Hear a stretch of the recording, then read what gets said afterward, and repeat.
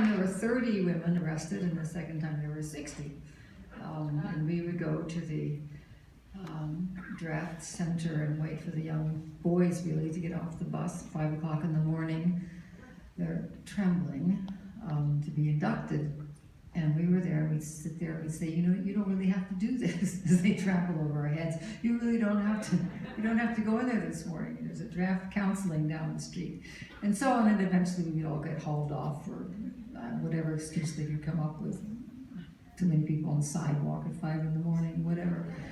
So I went, the first time I went with my mother and my sister, Mimi, and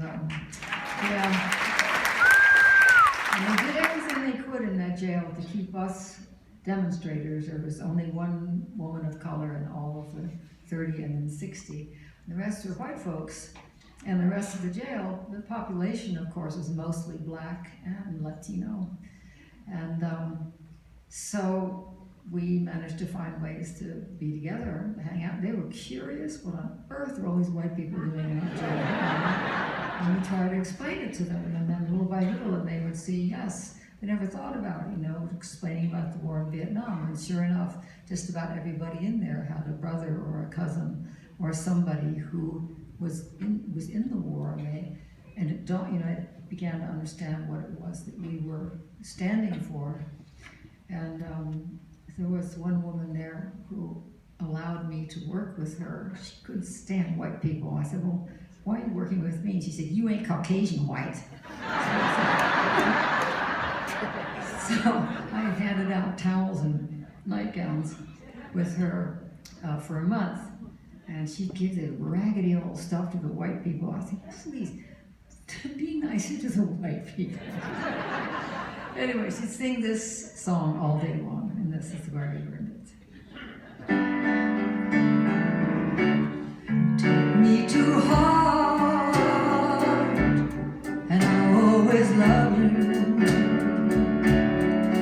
And nobody can make me do wrong. Take me for granted.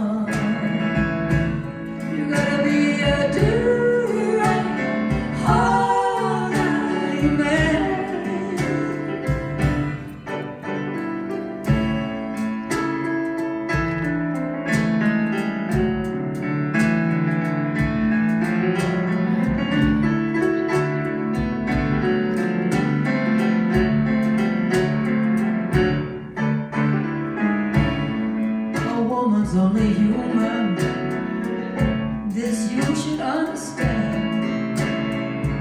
She's not just a plaything, she's flashing by.